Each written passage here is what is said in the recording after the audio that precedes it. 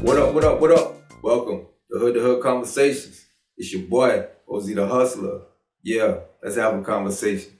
Let's talk about the NBA. And what? This MVP race, man.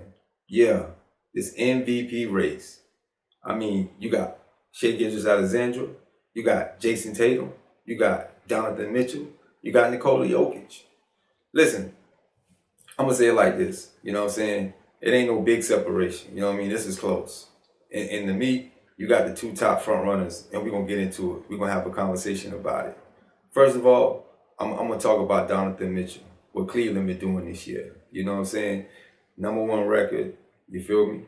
I got to give it to him. He stepped up this year. Injuries last year kind of stopped from doing what he was supposed to do. But he definitely stepped his game up this year. And they winning. But I got to slide him a little bit, you know what I mean? The numbers ain't as big as everybody else. They seem to be winning 1 or 2 games without him, which means a lot, you know what I mean? And on top of that, you know, if I was to give it to anybody, it'll probably be Evan Mobley on that team because I feel like he was the one that glued it all together. Like he the one that does everything, you know what I'm saying? So if you're going to give anybody an MVP on Cleveland, let's give it to Evan Mobley. But Jonathan Mitchell, you know, you balling out this year, man. And I can see y'all boys going to that Eastern Conference Finals, maybe making it all the way. But we'll see. All right, next we're going to talk about Jason Tatum. Listen, this man has been slighted throughout his whole NBA career.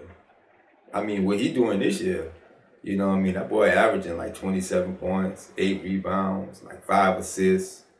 And he can play both ends of the court. You know what I mean? Like, but he's like 6'7", 6'8", something like that. Tall, lanky, and he can ball out. And what he's doing for Boston, he definitely helps and make them better. I mean, they done had a crazy lineup, change up each and every time. Drew Holiday been out, Porzingis been out. You had Brown out for a little while. You know, he been the only one that really been consistent. You know what I'm saying? He's been helping them. They still #2 in the East. I mean, the 3rd best record in the NBA.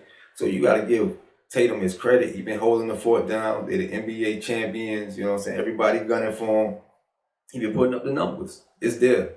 You know what I mean? It's close. You know what I'm saying? But, you know, with all the pieces around him, how they play, you know what I mean?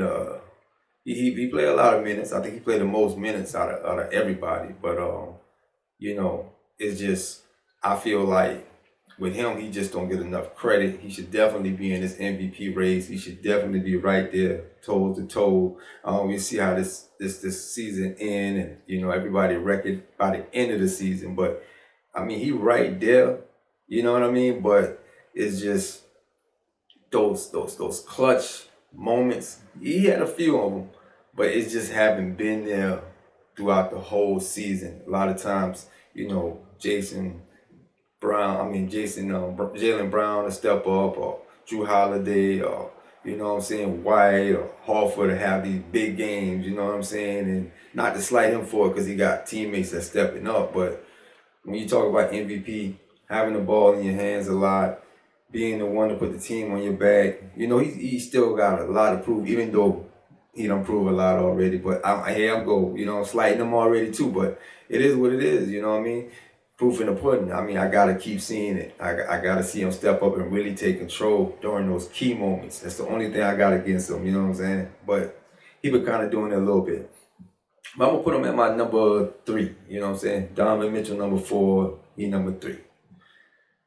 #2, we're going to get into this person here has been playing unbelievable all season. I mean, historic season, you know what I'm saying? Got the numbers. Individual numbers. The team is where it needs to be. Could be a little better, especially on the coaching side, but that ain't on just the player. But my #2 is Nikola Jokic. I just feel like this guy makes his team move. Without him, they don't move. You know, but MVP ain't just about that. You know, you got to be the person to know how to move your team when it's on you to make the move. The numbers are there.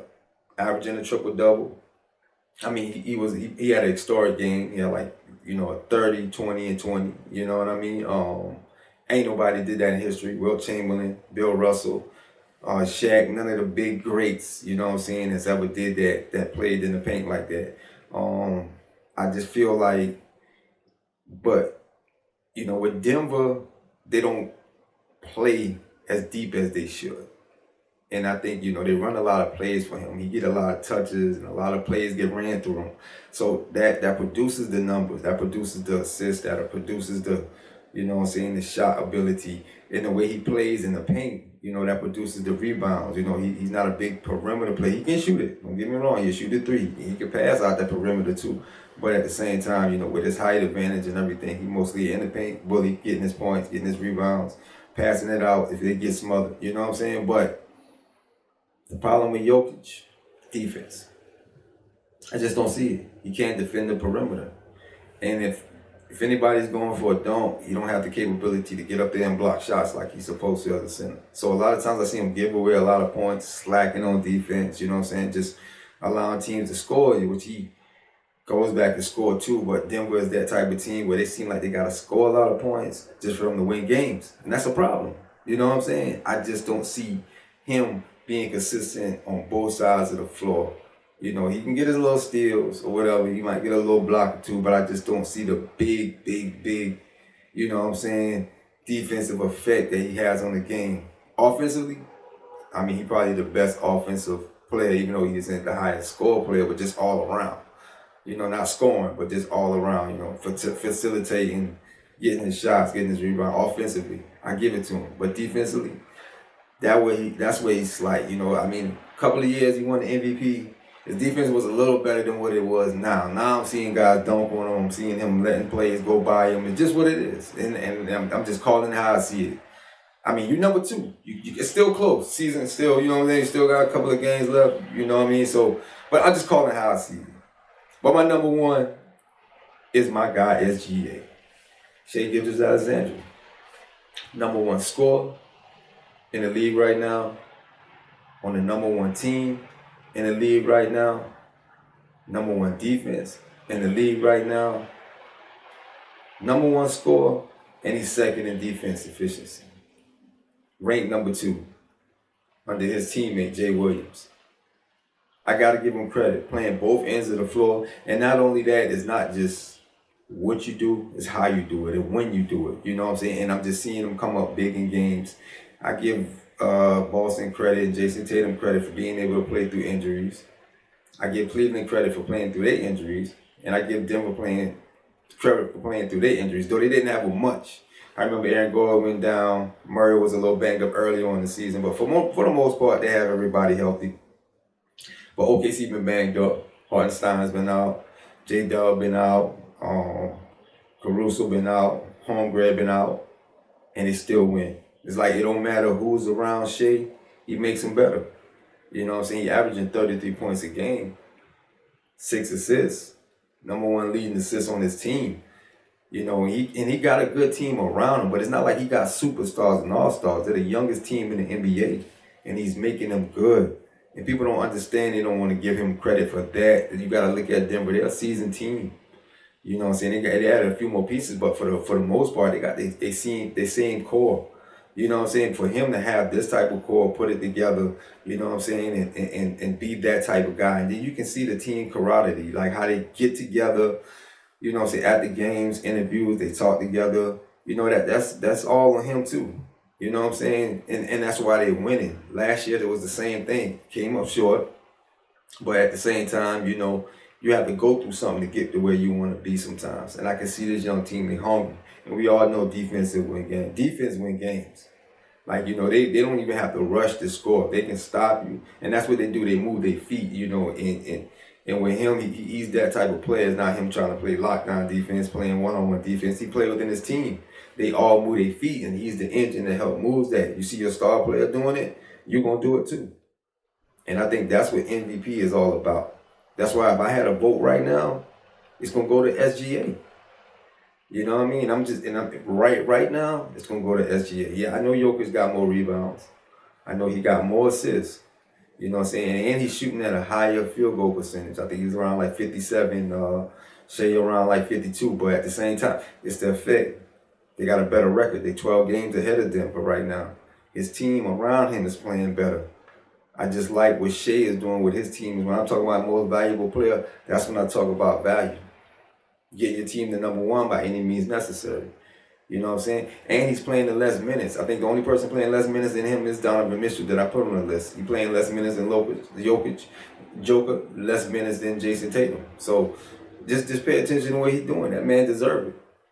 And there ain't no Joker fatigue. Sorry, I keep messing his name up. Ain't no Nikola Jokic fatigue. You know what I'm saying? Like, I don't mind him winning the MVP multiple times, but I'm going to give it to who I feel like deserve it. That's SGA. Look at the record. Look where he had the standings. Number one scorer, second in defense, number one team in the NBA. That's what it's all about. Hey, thank you for tuning in, man. This is Hood to Hood Conversations. If you feel different, hey, comment, let me know, man. It's SGA. I'm telling you. You ain't got to argue with me, man. Just go look at the numbers, man. It's there. But it's interesting y'all pay attention. You know, the first team OKC played this year was Denver. The first team that gave them a loss this year was Denver. They split the series 2-2 as they play this season. So that's interesting. I can see both of these teams in the Western Conference Finals. And, you know, if they don't bump heads before then, what that look like that could possibly be. And just pay attention. That'll be dope to see that matchup. But also watch out for Minnesota. Beat both of these teams twice this year. Anthony Edwards said he's going to make an MVP case next year. So y'all watch out for him too. Just dropping some jewels, man. You already know what it is, man. It's Hood to Hood Conversations. This your boy OG the Hustler. Pay attention.